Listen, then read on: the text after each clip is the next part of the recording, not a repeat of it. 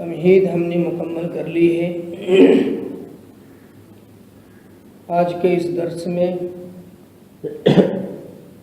قرآن، جس کو ہم قرآن کہتے ہیں، اس کا نام قرآن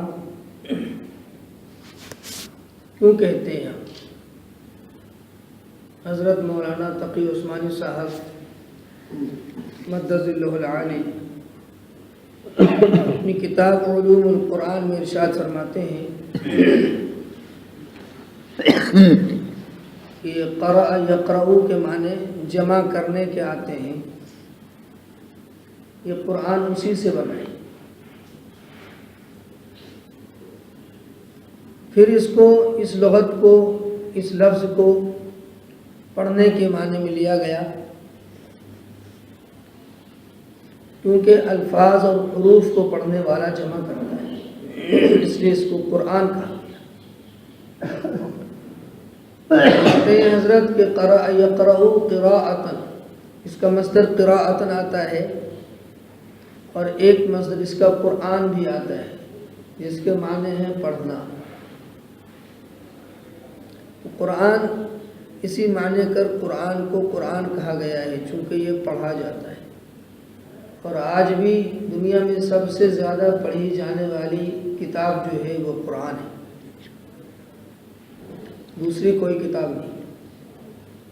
حتیٰ کہ اس قرآن مقدس کو غیر مسلم بھی پڑھتے ہیں، یہود و نصارہ بھی پڑھتے ہیں، اور پھر اس کے لیے اللہ تعالیٰ ہدایت کے فیصلے کر لیتا ہے، اس کو ہدایت مل جاتی ہے۔ فرمایا کہ قرآن جب اتر رہا تھا، قرآن کو قرآن اللہ نے کیوں رکھا اس کا نام؟ کہ قرآن جب اتر رہا تھا تو کافر لوگ کہتے تھے لا تسمعوا لهذا القرآن والغوا فیہ، اس قرآن کو تم مت سنو،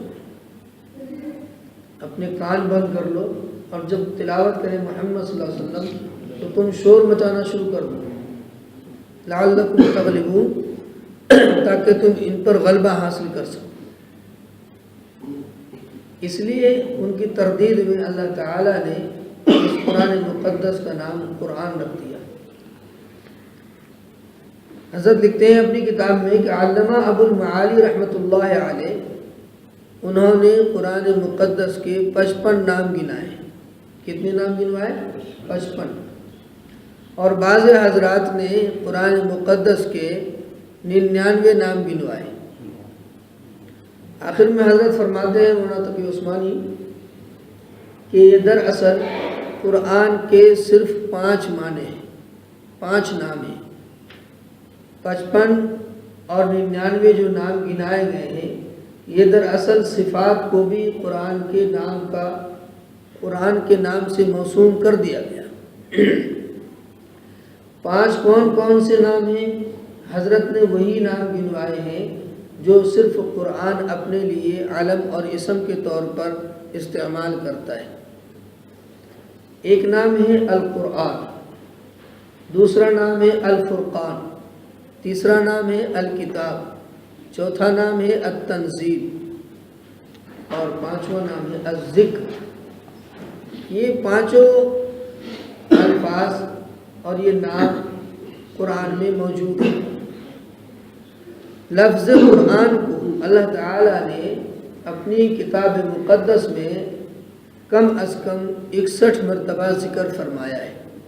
لفظ قرآن کو اللہ تعالیٰ نے اپنی کتاب میں کم سے کم، زیادہ کی بات نہیں، کم سے کم جو حضرت نے تحقیق کی ہے اس کے بارے میں فرماتے ہیں کہ کم از کم 61 مرتبہ اللہ تعالیٰ نے قرآن کو قرآن کے نام سے پکارا ہے۔ کتنی مرتبہ؟ 61 مرتبہ۔ اس کو ایک درس سمجھیے اور یاد رکھنے کی بھی کچھ باتیں کوشش کیجیے۔ تو کتاب سے متعلق جو موٹی موٹی باتیں ہیں، اگر ہم اس کو یاد کر لیں تو بہت فائدے کی چیز ہے۔ سب سے پہلے قرآن کو اللہ تعالیٰ نے ذکر فرمایا کہ شہر رمضان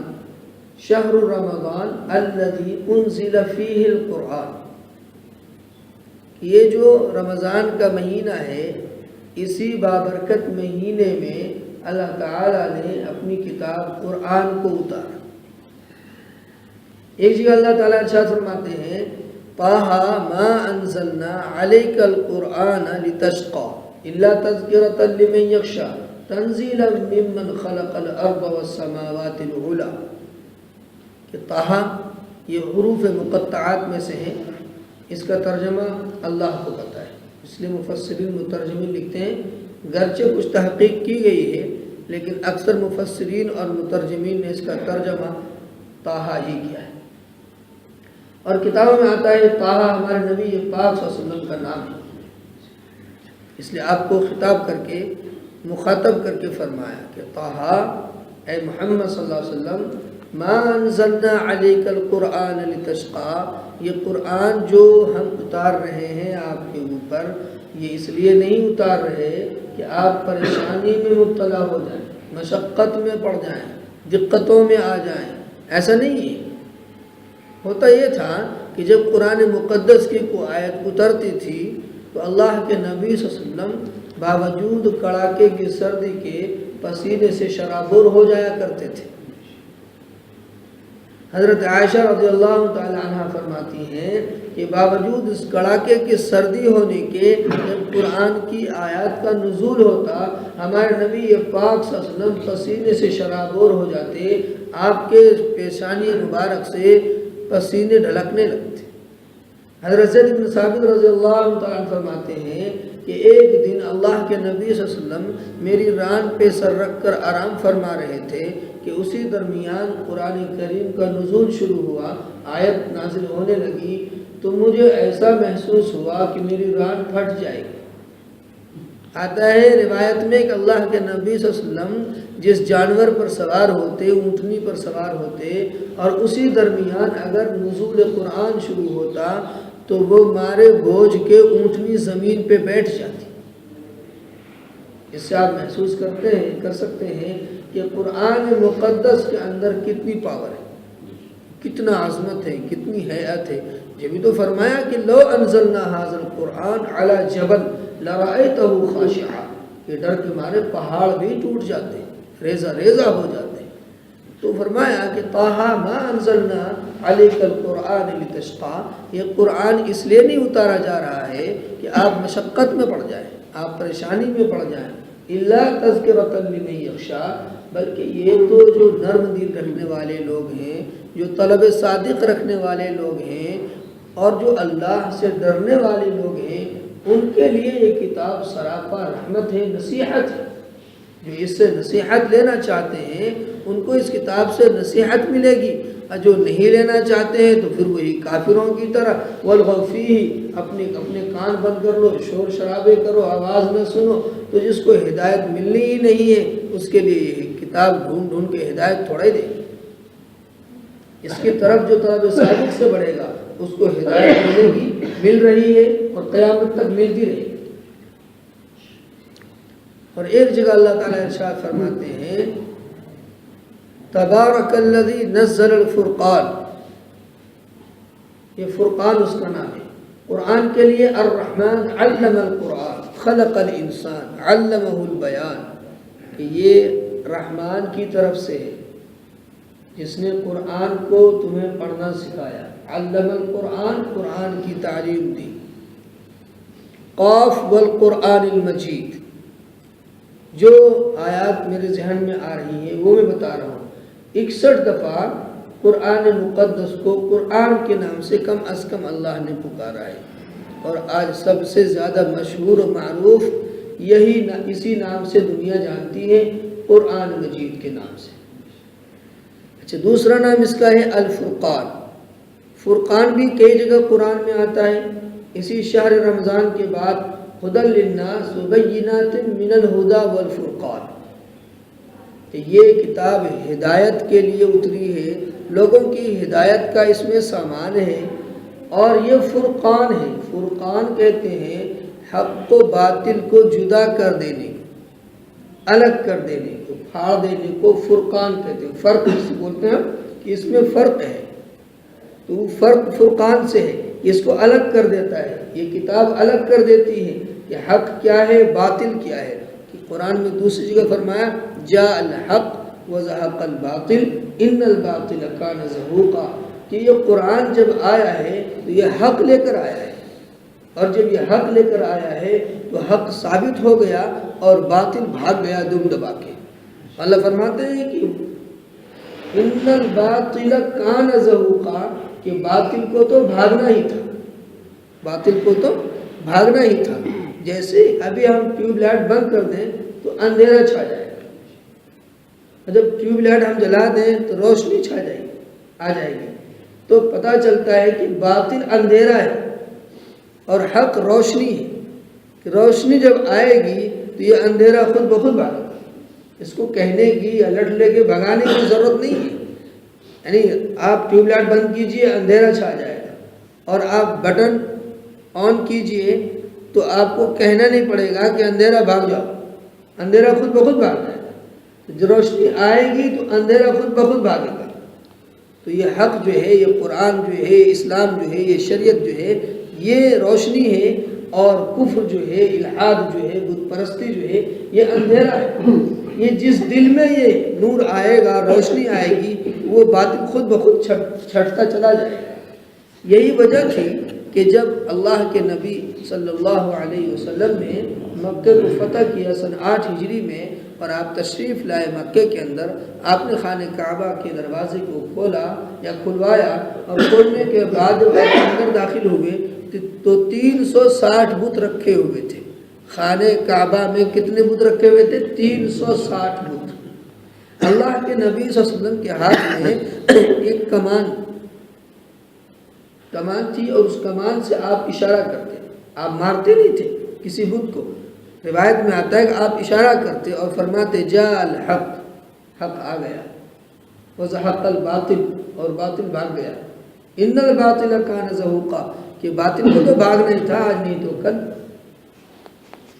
کہ فیدمغوا فاذا هو زاہق، کہ حق نے جب آ کر کے باطل کو اوپر یلغار کیا تو باطل کا بھیجا ہی پھاڑ دیا۔ تو اشارے سے وہ بت گرتے چلے گئے۔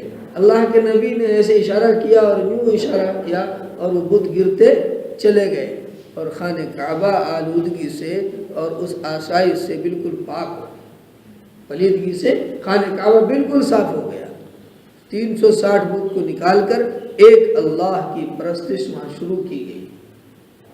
تو الفرقان کہتے ہیں جدا کر دینے کو، حق الگ باطل الگ۔ کل قیامت میں بھی اہل حق کو اللہ الگ کر دے گا، اہل باطل کو اللہ الگ کر دے گا۔ وَامْتَازُوا الْيَوْمَ أَيُّهَا الْمُجْرِمُونَ، کہ آج کے دن مجرم الگ ہو جائیں گے اور اہل حق وہ الگ ہو جائیں گے۔ آج خلط ملط نہیں رہے گا، بلکہ سب الگ الگ، جو نیکوکار ہیں وہ الگ ہوں گے، جو بدکار ہیں وہ الگ ہوں گے۔ لِيَمِيزَ اللَّهُ الْخَبِيثَ مِنَ الطَّيِّبِ وَيَجْعَلَ الْخَبِيثَ بَعْضَهُ عَلَى بَعْضٍ فَيَرْكُمَهُ جَمِيعًا فَيَجْعَلَهُ فِي جَهَنَّمَ، کہ اللہ تعالیٰ جو گندے لوگ ہیں، اچھے لوگ ہیں، ان سب کو ممتاز کر دیں گے، الگ کر دیں گے۔ لِيَمِيزَ اللَّهُ الْخَبِيثَ مِنَ الطَّيِّبِ، طیب کو الگ کر دیں گے، خبیث کو الگ کر دیں گے، پھر خبیث کو جمع کریں گے، یکجا کریں گے، اور پھر سب کو ایک جھٹکے میں جہنم میں پھینک دیں گے۔ اللہ حفاظت فرمائے، اور حق والوں کے لیے جنت کے فیصلے ہو جائیں گے انشاءاللہ۔ تو اس کا تیسرا نام ہے الکتاب۔ الکتاب، حامیم والکتاب المبین، حامیم والکتاب المبین۔ میرے ذہن میں ایک ہی آیت آئی کتاب سے، اور بھی کئی جگہوں میں ذکر ہے حامیم والکتاب المبین۔ حامیم حروف مقطعات کا کوئی ترجمہ نہیں ہے، یہ کتاب مبین ہے، یہ کتاب مبین ہے، واضح کتاب ہے۔ مبین کہتے ہیں بالکل واضح، کوئی اس میں ایسی چیز نہ ہو کہ آدمی اس میں دقت محسوس کرے، بالکل واضح ہے، کتاب واضح ہے۔ الحمدللہ اس کا ترجمہ ہے، اس کا مفہوم ہے واضح ہے۔ قرآن جو بھی کہتا ہے وہ ڈنکے کی چوٹ کہتا ہے، کیونکہ اس کتاب کے مقابلے میں کوئی کتاب ہی نہیں ہے۔ جب اس کتاب کے مقابلے میں کوئی کتاب نہیں ہے تو پھر یہ ڈر کر کیوں بات کرے؟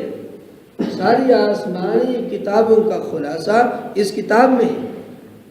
مولانا طارق جمیل صاحب فرماتے ہیں کہ ساری کتابوں کا، ساری آسمانی کتابوں کا، تورات، انجیل، زبور اور قرآن مجید ہمارے سامنے ہے۔ تو اور بھی جو صحائف تھے جو نبیوں کو دیے گئے، صحف ابراہیم و موسیٰ، ان کو بھی صحائف دی گئی، چھوٹے چھوٹے صحیفے کی شکل میں دی گئی کتابیں، گرچہ وہ مشہور معروف نہیں ہوئی۔ 4 مشہور کتابیں ہیں، تورات، انجیل، زبور اور قرآن مجید۔ تو وہ ساری کتابوں کا مجموعہ قرآن مقدس ہے، اور قرآن مقدس کا مجموعہ جو ہے وہ سورۃ الفاتحہ ہے، اور سورۃ الفاتحہ کا جو خلاصہ ہے وہ ایاک نعبد و ایاک نستعین ہے۔ ہم تیری ہی بندگی کرتے ہیں اور تجھ سے ہی مدد طلب کرتے ہیں۔ بس اسی وحدانیت پہ آگے قرآن رکتا ہے کہ اللہ ایک ہے، پرستش اسی کی ہوگی، پوجا اسی کی ہوگی، اور مدد اسی سے مانگی جائے گی۔ تعویذ گنڈے کے پیچھے نہیں پڑا جائے گا، روحانی علاج والوں کے دامن کو نہیں پکڑا جائے گا، بلکہ جو کچھ لینا ہوگا خود لیں گے، مسجد میں جائیں گے، وضو کریں گے اور اللہ سے مانگیں گے، یقین کے ساتھ مانگیں گے، اللہ دے گا، دیر سویر اللہ دے گا۔ اس یقین کے ساتھ جب ہم کریں گے عبادت کو تو انشاءاللہ ہمیں وہ چیز ملے گی۔ قرآن کا اٹل فیصلہ ہے وَمَن يَتَّقِ اللَّهَ يَجْعَل لَّهُ مَخْرَجًا وَيَرْزُقْهُ مِنْ حَيْثُ لَا يَحْتَسِبُ، کہ جو اللہ سے ڈرتا ہے، اللہ سے ڈرتا ہے تو اللہ تعالیٰ اس کے لیے بالکل پریشانی کے عالم میں بھی راستے نکال دیتا ہے۔ یوسف علیہ السلام اللہ سے ڈرنے والے تھے نہیں، پیغمبر تھے نہیں، تو زلیخا نے جب بند کر دیے، سارے دروازے بند کر دیے، تو وہ اللہ سے ڈرنے والے تھے۔ ہمارے آپ کی طرح تو تھے نہیں، اللہ سے ڈرنے والے تھے۔ تو اب اللہ راستہ نکالتا ہے، راستہ نکالا ہے، کیا راستہ نکالنا ہے؟ یوسف علیہ السلام گھبرا گئے، شاہی محل میں بندے ہیں، چاروں طرف سے تالے بندے ہیں، اور ایک زلیخا ہے وہ اپنی طرف بلا رہی ہے، اور ایک یوسف علیہ السلام میں تیسرا کوئی ہے ہی نہیں، ایک اللہ کی ذات ہے۔ یوسف علیہ السلام گھبرا گئے، کیا کریں، کیسے بات، لیکن تقویٰ تھا نا، قرآن کا فیصلہ ہے، قرآن تو بعد میں اس چیز کا دعویٰ کر رہا ہے، لیکن وہ واقعہ پہلے پیش آیا، یوسف علیہ السلام تو ہمارے نبی سے پہلے کے ہیں۔ تو کتابوں میں آتا ہے یوسف علیہ السلام کے دل میں بات آئی کہ تم کوشش تو کرو، بے کوشش کرو۔ چنانچہ یوسف علیہ السلام جیسے بھاگتے ہیں کہ وہ دروازے سارے اپنے آپ کھلتے چلے جاتے ہیں، تالے لگے ہوئے دروازے اور کھل گئے اپنے آپ بنا کسی چابی کے۔ تو راستہ نکالا نہیں نکالا؟ اللہ کے نبی صلی اللہ علیہ وسلم کو کفار مکہ نے قتل کرنے کے لیے گھیر لیا تھا، مشہور واقعہ ہے کہ جب آپ مکے میں تھے آپ کو کفار مکہ نے گھیر لیا، میٹنگ ہوئی کہ آج صبح محمد صلی اللہ علیہ وسلم کا بالکل کام ہی تمام کر دیں گے، نعوذ باللہ۔ اللہ کے نبی صلی اللہ علیہ وسلم اندر تشریف فرماتے، ایک مفتی صاحب فرماتے ہیں، اپنی تقریر میں نے سنا، وہ فرماتے ہیں کہ اللہ کے نبی صلی اللہ علیہ وسلم کے گھر کو جو گھیرا تھا مشرکین مکہ نے، دشمنان اسلام نے، تو وہ اندر کیوں نہیں جا رہے تھے؟ اللہ کے نبی صلی اللہ علیہ وسلم کوئی بادشاہ وقت تھوڑے تھے، وہ دین کے بادشاہ تھے، دنیا کے بادشاہ بھی تھے، لیکن وہ مال و اسباب کے بادشاہ تو نہیں تھے وہ، کہ ان کے بڑے بڑے محلات ہوں اور اس میں دربان کھڑا ہوں اور بڑی بڑی چوکیاں کھڑی ہوں، ایسا کچھ نہیں تھا۔ تو اللہ کے نبی صلی اللہ علیہ وسلم کا گھر تو ویسے ہی تھا جیسے مدینے کی مسجد تھی چھپر، تو وہ اندر داخل کیوں نہیں ہو پا رہے تھے؟ وہ اس لیے کہ ان کے اوپر اللہ کے نبی کی حیرت تھی، روب تھا، وہ ڈر کے مارے داخل نہیں ہو پا رہے تھے، صبح کا انتظار کر رہے تھے۔ وَمَن يَتَّقِ اللَّهَ يَجْعَل لَّهُ مَخْرَجًا، جو اللہ سے ڈرے گا اللہ اس کے لیے راستہ نکالے گا۔ تو اللہ کے نبی صلی اللہ علیہ وسلم اندر ہے، اللہ کی طرف سے حکم آیا کہ مکے میں اب نہیں رہنا، اب آپ کو مدینے ہجرت کرنا ہے، اور جب آپ ہجرت کریں گے اسی وقت آپ تشریف لے چلیے۔ بتائیے، سامنے دشمن ہے ننگی تلوار لے کر کے چاروں طرف سے، کہ اللہ کے نبی نکلے اور سر قلم کر دینا نعوذ باللہ، اور اللہ کا حکم آیا کہ آپ نکلیے، اسی وقت باہر نکلیے۔ تو اللہ کے نبی صلی اللہ علیہ وسلم باہر نکلے، حکم اللہ کا ہے، نکلے، اور کیا کریں؟ فرمایا یاسین شریف پڑھتے ہوئے جائیے، فَغَشَيْنَاهُمْ فَهُمْ لَا يُبْصِرُونَ، مٹی میں اٹھائیے، ایک مٹھی مٹی اٹھائیے اور آپ پھونک مار کے یاسین شریف پڑھ کے پھونک مار دیجئے اور مٹی کو پھینک دیجئے، اور آپ پڑھتے ہوئے یاسین شریف نکل جائیے۔ وہ سارے کے سارے کھڑے رہ گئے اور ہمارے نبی صلی اللہ علیہ وسلم سامنے سے نکل کے چلے گئے، نہیں گئے، مشہور واقعہ ہے، ان کو اللہ تعالیٰ نے اندھا کر دیا۔ فَغَشَيْنَاهُمْ فَهُمْ لَا يُبْصِرُونَ، ہم نے ان کی آنکھ کو بالکل بند کر دیا، پردے ڈال دیے، انہوں نے دیکھا ہی نہیں اللہ کے نبی صلی اللہ علیہ وسلم گزرے۔ صبح ہوئی تو ادھر دیکھا تو کچھ نہیں، اندر حضرت علی رضی اللہ تعالیٰ عنہ امانت کی ادائیگی کے لیے اللہ کے نبی صلی اللہ علیہ وسلم کے مشیر خاص حضرت علی جو داماد بھی ہیں، چچیرے بھائی بھی ہیں، وہ آپ کے بستر پہ لیٹے ہوئے تھے۔ تو کفار مکہ پریشان ہوئے، ارے ہم نے تو دیکھا ہی نہیں، ہم رات بھر پوری رات جھگ مارتے رہے، کدھر سے گئے محمد صلی اللہ علیہ وسلم؟ تو اللہ نے بچایا نہ بچایا؟ یہ تو پیغمبر وقت کی بات ہے۔ آج کی تاریخ میں بھی بہت سے ایسے واقعات آپ کو ملیں گے کہ اللہ سے ڈرنے والوں کے لیے اللہ تعالیٰ سبیل نکال کے چلا جاتا ہے۔ وَيَرْزُقُهُ مِنْ حَيْثُ لَا يَحْتَسِبُ، اور رزق ایسی جگہ سے اللہ دے گا کہ اس کو گمان تک نہیں ہوگا یار رزق آیا کہاں سے۔ یہ نظام قدرت ہے۔ تو الکتاب، کتاب حامیم والکتاب المبین۔ چوتھا نام اس کا ہے التنزیل۔ حامیم تنزیل من الرحمن الرحیم، کہ یہ وہ کتاب ہے جو رحمان الرحیم کی طرف سے نازل کردہ ہے۔ چھٹا نام، پانچواں نام ذکر، الذکر، 17ویں پارے میں ھذا ذکر مبارک انزلناہ افانتم لہ منکرون، کہ یہ کتاب جو ہے یہ ذکر ہے جو اللہ کی طرف سے اتارا گیا ہے، کیا تم اس کا انکار کرتے ہو؟ ھذا ذکر مبارک، جتنے اذکار ہم کرتے ہیں ان سب میں مبارک ذکر جو ہے وہ قرآن مقدس کی تلاوت ہے، یہ اللہ کہہ رہا ہے۔ اس کا مطلب یہ نہیں کہ آپ تسبیح نہ پڑھیں، لیکن ان تمام تسبیحات میں جو سب سے زیادہ مبارک ذکر ہے، مبارک برکت والا ذکر ہے، وہ قرآن مقدس کی تلاوت ہے۔ آخر صحابہ کرام ایک دن میں، تین دن میں، ہفتے بھر میں قرآن مقدس کی تلاوت کیوں کرتے تھے؟ ہم اپنے کاروبار کو ترقی دینے کے لیے ہزار دفعہ ہم تسبیح پڑھ لیتے ہیں، تو کیا تھوڑا سا وقت نکال کے 10 آیت کی بھی تلاوت نہیں کر سکتے؟ تو اس کا حق ہے۔ تو 5 نام گنائے گئے، القرآن جو مشہور و معروف ہے، الفرقان، الذکر، الکتاب، التنزیل۔ سارے نام تو یاد رکھ سکتے نہیں ہم، لیکن پھر بھی یاد رکھنے کی ہمیں کوشش کرنی چاہیے، چونکہ یہ ہمارے مذہب کی کتاب ہے اور ساری دنیا کی ہدایت کے لیے اتاری گئی یہ کتاب ہے۔ تو یہ قرآن سے متعلق چند باتیں تھیں جو گوش گزار کر دی گئی۔ یہ طلوع آفتاب 55 پہ ہو رہا ہے اور اشراق کا وقت 20 منٹ کے بعد یعنی 7:15 بجے شروع ہو جاتا ہے۔ اتنا ہی وقت لینے میں فائدہ ہے تاکہ ہماری طبیعت بھی نہ اکتائے اور ہم زیادہ بیٹھے چونکہ اذان کے بعد بہت سے لوگ آ جاتے ہیں، اچھا خاصا لمبا وقفہ ہو جاتا ہے، صبح کا وقت ہوتا ہے، پیٹ میں بھی گڑبڑی رہتی ہے، وضو کا روکنا بڑا مشکل ہوتا ہے۔ یاد رکھیے گا حدیث پاک میں آتا ہے کہ جو انسان، دھیان سے سنیے، بہت اہم حدیث میرے ذہن میں آ گئی، حضرت شیخ زکریا علیہ الرحمہ نے اپنی کتاب بخاری شریف کے درس میں ارشاد فرمائی۔ میں بخاری شریف پڑھنے کے زمانے میں نے یہ بات پڑھی تھی، ابھی عقائد مجھے یاد آئی۔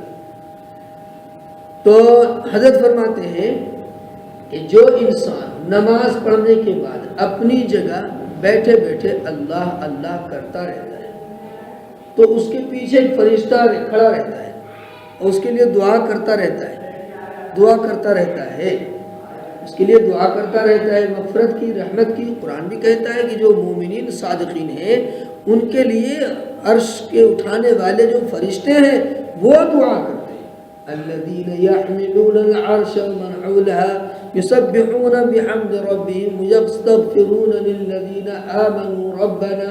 بہت طویل آیت ہے۔ جو عرش کے اٹھانے والے فرشتے ہیں وہ مومنین صادقین کے لیے استغفار کرتے ہیں، اللہ ان کو معاف کر دیجیے گا، اپنی رحمت کے سائے میں لے لیجیے گا، اور ان کے لیے، ان کے بچوں کے لیے بھی دعا کرتے ہیں، ان کے بچوں کو بھی اپنی رحمت میں لے لیجیے گا۔ رحمت کے فرشتے عرش کو اٹھانے والے 8 فرشتے ہیں جو دعا کرتے ہیں مومنین صادقین کے لیے۔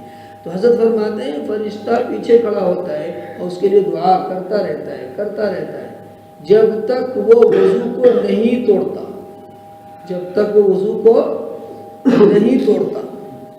یا ٹوٹ جائے وضو۔ تو اس سے معلوم ہوتا ہے، حضرت شیخ نے خود فرمایا اس حدیث کے ضمن میں کہ اگر مسجد میں ریا خارج ہو جائے تو یہ کوئی گناہ نہیں ہے کرنا۔ دیکھیں مفہوم سمجھ لیجیے گا، کبھی آپ باہر جا کے بیان کریں کہ اب تو مسجد میں ہی ہوا چھوڑیں گے آپ، نہیں، اگر ریا خارج ہو جائے، وضو ٹوٹ جائے، تو فرمایا کہ توڑنا جان بوجھ کر، یہ تو غلط ہے، مسجد کے ادب کے آداب کے خلاف ہے، لیکن اگر ٹوٹ جائے وضو، کیونکہ حدیث میں آیا اللہ کے نبی نے فرمایا جب تک وضو کو نہیں توڑتا تو پتہ چلتا ہے کہ وضو مسجد میں ہی تو ٹوٹے گا، جبھی تو اللہ کے نبی نے فرمایا کہ وضو کو نہیں توڑتا۔ جب تک اس کا وضو نہیں ٹوٹتا ہے فرشتے اس کے لیے دعا کرتے رہتے ہیں، جب وہ وضو کو توڑ دیتا ہے یا وضو ٹوٹ جاتا ہے پھر وہ فرشتے چلے جاتے ہیں۔ اس کا مطلب یہ نہیں کہ مسجد میں آپ نہیں بیٹھ سکتے، بے وضو مسجد میں بیٹھ سکتے ہیں، قرآن شریف بنا ہاتھ لگائے پڑھ سکتے ہیں، لیکن بے وضو قرآن کو چھو نہیں سکتے۔ پاک صاف الگ سے کپڑے سے چھو سکتے ہیں، کھول سکتے ہیں کپڑے سے، پڑھنا جائز لکھا ہے علماء نے، چھونا جائز نہیں لکھا ہے بلا وضو کے۔ اور اگر ناپاک ہے تو نہ پڑھنا جائز نہ چھونا جائز، مسجد میں اگر ناپاک ہے تو نہ آنا جائز نہ بیٹھنا جائز نہ گزرنا جائز۔ البتہ اگر بے وضو ہے، پریشانی ہے، دقت ہے، پیٹ میں وضو نہیں ٹھہرتا تو ہم تسبیح پڑھ سکتے ہیں، زبان قرآن شریف پڑھ سکتے ہیں، تسبیحات پڑھ سکتے ہیں۔ علماء نے اس کی اجازت دی ہے اور اس حدیث کے روح سے بھی اجازت ملتی ہے۔ تو اس لیے اول تو باوضو ہو کر بیٹھے جو افضل اور بہتر طریقہ ہے، لیکن اگر کسی وجہ سے وضو ٹوٹ جاتا ہے جب بھی ہم بیٹھ کر مسجد میں اللہ اللہ کر سکتے ہیں، اس میں بھی ثواب ہے۔ ایسا نہیں ہے کہ آپ غلط کام کر رہے ہیں، ادب کے خلاف ضرور ہے لیکن اس میں گنجائش علماء نے رکھی ہے۔ کل وحی کے بارے میں بتائیں گے کہ وحی کی ضرورت کیوں پڑی، وحی کیسے نازل ہوئی، اگر وحی نازل نہیں ہوتی تو کیا ہوتا، اگر ہوئی ہے نازل تو کیوں ہوئی ہے، اس کا فائدہ کیا ہے، تو وہ انشاءاللہ کل کی مجلس میں بات آئے گی۔ الحمدللہ رب العالمین، والصلاة والسلام علی سید المرسلین وصحبہ اجمعین۔ ربنا ظلمنا انفسنا وان لم تغفر لنا وترحمنا لنكونن من الخاسرین۔ اللهم ربنا آتنا في الدنيا حسنة وفي الآخرة حسنة وقنا عذاب النار۔ اے اللہ ہماری خطاؤں کو معاف فرما، ہماری غلطیوں سے درگزر فرما، سیئات و حسنات سے مبدل فرما۔ یہ ہمارے ساتھی بڑے ہی اہتمام کے ساتھ تیری کتاب کی نسبت، تیری کتاب کی محبت میں بیٹھتے ہیں۔ اللہ ہم سب کو اپنی کتاب کی محبت نصیب فرما دے، اپنی کتاب کی عظمت کرنے والا بنا دے، اس کی تلاوت کرنے والا بنا دے، اس کو سمجھنے والا بنا دے، اس کو پڑھنے والا بنا دے، اس سے خوب خوب فیض حاصل کرنے والا بنا دے، اور اس کی جو جتنی بھی مجالس منعقد ہوتی ہیں ان مجالس میں بیٹھنے کی توفیق عطا فرما دے، اپنے بچوں میں اس قرآن کریم کی تلاوت کو عام کرنے کی توفیق عطا فرما دے۔ اے اللہ اگر ہم نے قرآن کریم کو صحیح سے نہیں پڑھا ہے، اے اللہ اگر ہم نے اس کو نہیں سمجھا ہے، اے اللہ ہمیں اس کو سمجھنے کی اور پڑھنے کی بھرپور توفیق عطا فرما، اس کے اسباب ہمارے لیے مہیا فرما، ہمارے پریشان حال بھائیوں کی پریشانیوں کو دور فرما۔ اے اللہ جو بیماروں نے شفا کلی نصیب فرما، اے اللہ جو جس حال میں پریشان ہیں ان کی پریشانیوں کو دور فرما، عالم اسلام میں امن و عاشقی قائم فرما، بھائی چارگی کی فضا قائم فرما، ہمیں بھی آپسی اتحاد و اتفاق کے ساتھ زندگی گزارتے رہنے کی توفیق عطا فرما، گھروں میں خیر و برکت نازل فرما، کاروبار میں خیر و برکت نازل فرما، پریشانیوں کو دور فرما، برکتوں کو نازل فرما، اسلامی زندگی نصیب فرما، ایمان پر خاتمہ مقدر فرما، قبر کے عذاب سے حفاظت فرما، محشر کی رسوائی سے حفاظت فرما۔ اے اللہ موت کی سختی سے حفاظت فرما، اپنی رضا نصیب فرما، اپنی ناراضگی سے حفاظت فرما، اپنے نبی کی محبت نصیب فرما، اپنے نبی کے دست مبارک سے حوض کوثر پر جام کوثر نصیب فرما۔ اے اللہ جہاں عرش کے سائے کے سوا کوئی سایہ نہ ہوگا اپنے سائے میں ہم تمام گنہگاروں کو جگہ مقدر فرما، اپنی فضل و کرم سے ہماری دعاؤں کو قبول فرما۔ رب اجعلنی مقیم الصلاة من ذریتی ربنا وتقبل دعاء ربنا اغفر لي ولوالدي وللمؤمنين يوم يقوم الحساب، وصلى الله تعالى على خير خلقه محمد وآله وأصحابه وأزواجه وذرياته وأهل بيته وعلماء أمته أجمعين برحمتك يا أرحم الراحمين۔